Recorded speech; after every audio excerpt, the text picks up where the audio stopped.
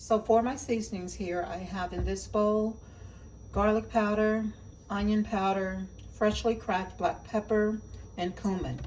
I did a tablespoon of cumin and a tablespoon of freshly cracked black pepper, 1 tablespoon of garlic powder, and 1 tablespoon of onion powder. Here in this bowl, I have my Lawry seasoning salt and my California blend garlic salt. I did 2 tablespoons of the garlic salt and 1 teaspoon of the Lawry seasoning salt.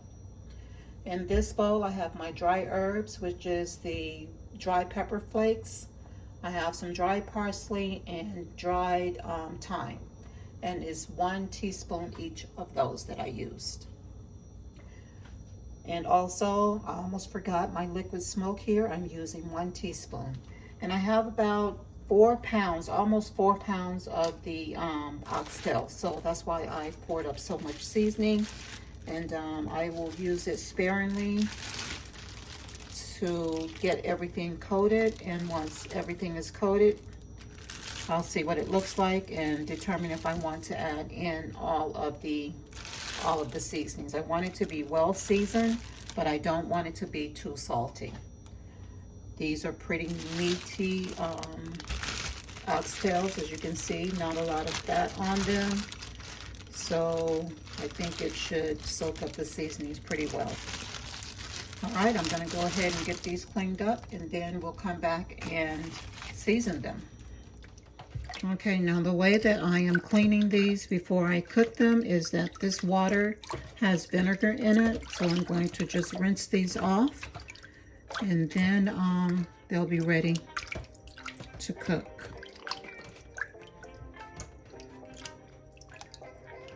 These look really good.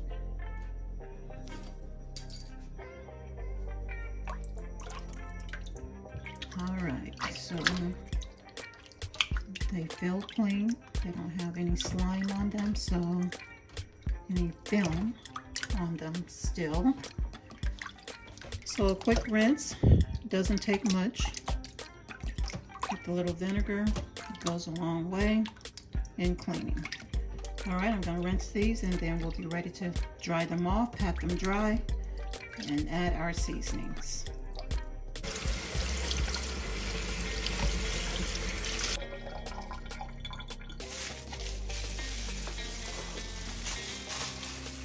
Alright, so my oxtails are all patted and dried. I'm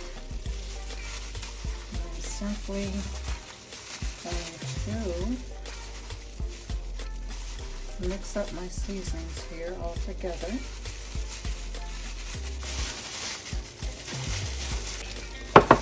Alright, first I'm going to add my liquid smoke.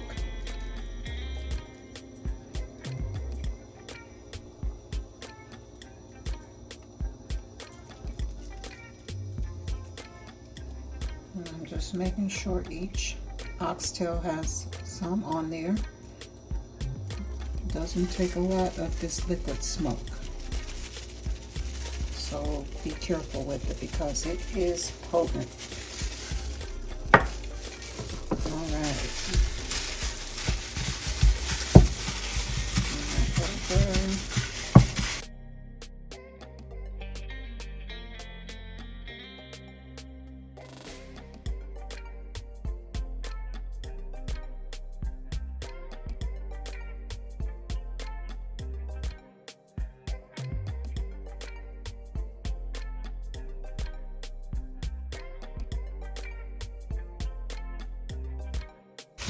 I'm going to let these sit and marinate all day, and then I'm going to come back tonight and cook them. So these will be in my refrigerator for about a good 6 to 8 hours because it's pretty early here.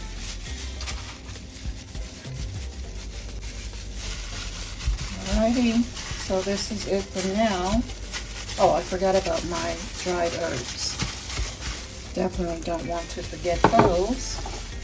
My thyme, pepper, and my parsley flakes.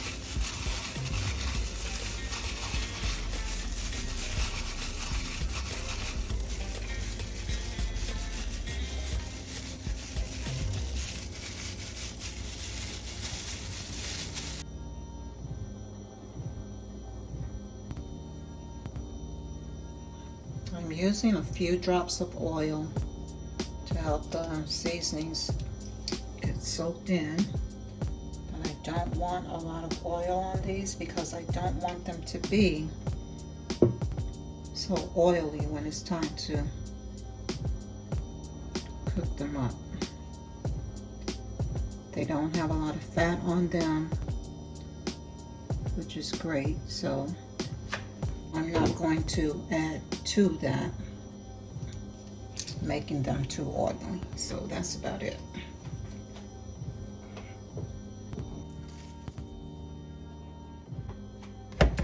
All right, I'm gonna do me some cornbread. In this bowl I have 1 cup of flour and 1.5 cups of corn milk. All right, to this blend I'm going to add some salt,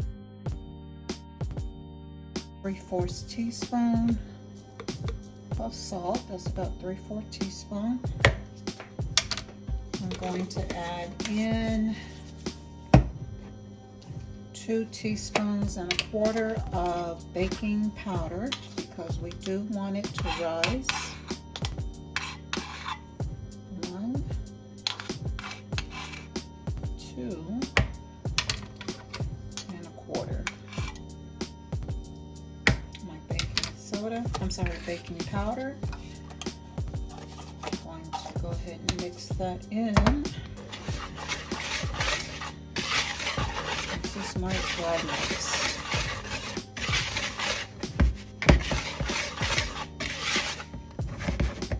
Alright, so setting this aside. I got stuff all over the place. I'm also going to add in 1/3 cup of sugar. I almost forgot my sugar.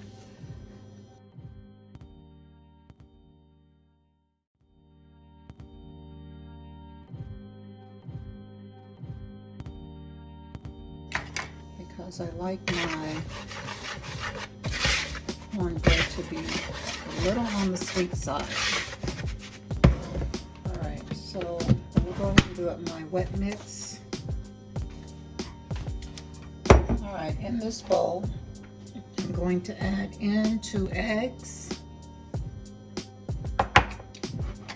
And I made up my own buttermilk, so I have 1 cup.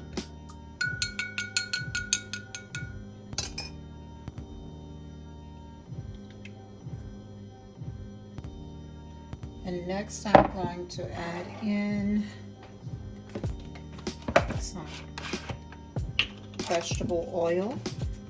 And I'm going to use about 1/4 cup of vegetable oil.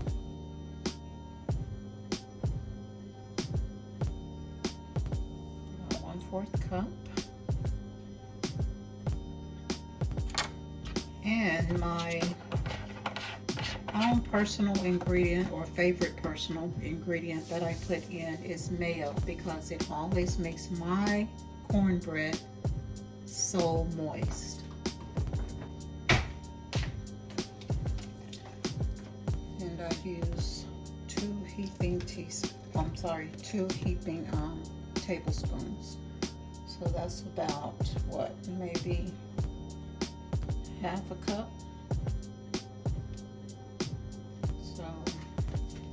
To mix this up.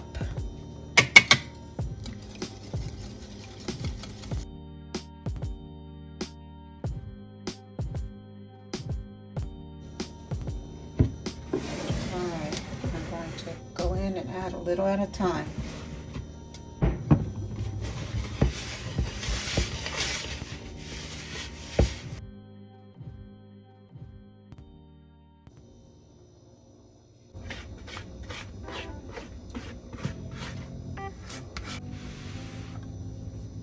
If I had used a bigger pan, I wouldn't have that pucker there, but that's okay. We're gonna work with it. Okay, here's my onions that I have sliced up. I have my red bell pepper, and I have about, I think I chopped up 6. It was either 5 or 6 garlic cloves that I have chopped here.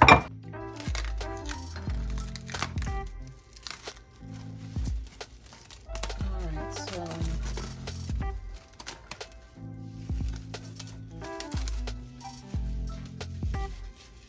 So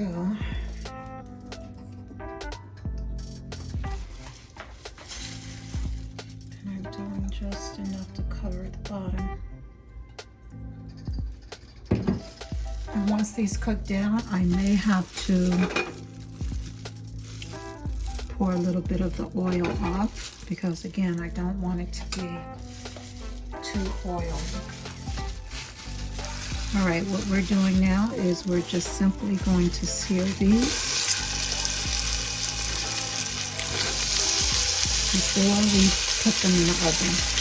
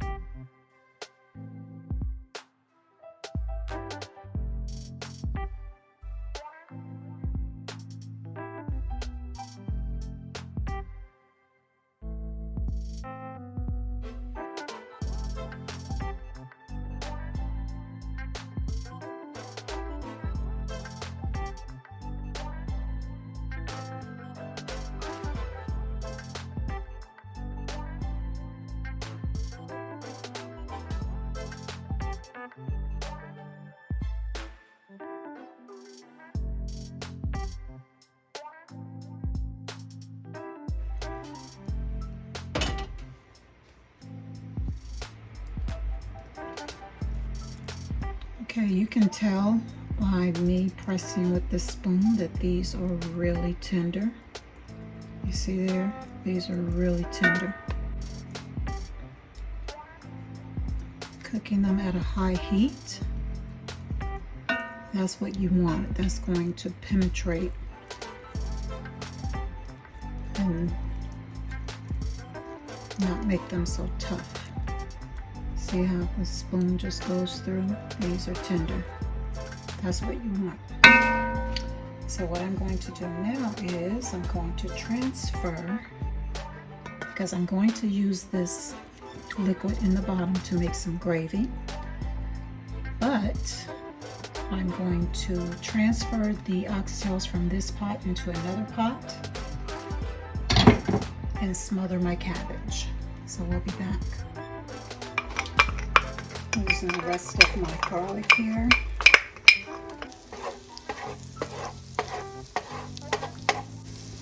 My onions.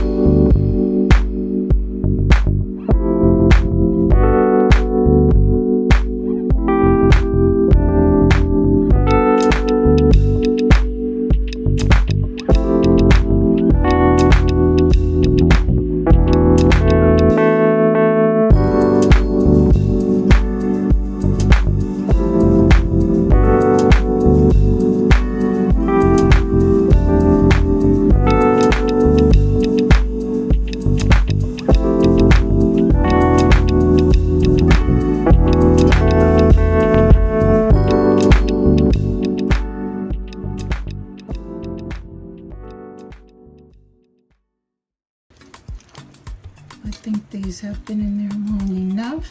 As you can see, everything looks tender. I'm just tossing here. And this pot is so hot that when I cover it and put the lid back on, these are going to continue to cook, so there's no need for me to return this to the oven. This looks so good. And again, my oxtails are on the bottom. And look how tender they are. I'll pull one out so you can see. See? Look at that. Tender. All right. Okay, I'm going to cover this and just let it sit. And while it's cooling down a bit, as you can see back here, I've been cutting out of the cornbread. It is so good. I've slapped me a dab of butter on there, and I have been nibbling. I am not ashamed to say it. All right, guys, I'll be back in a moment. All right, guys, these are ready. This is our smothered oxtails and cabbage. I'm going to serve this up with some rice and gravy and cornbread, and this will be dinner.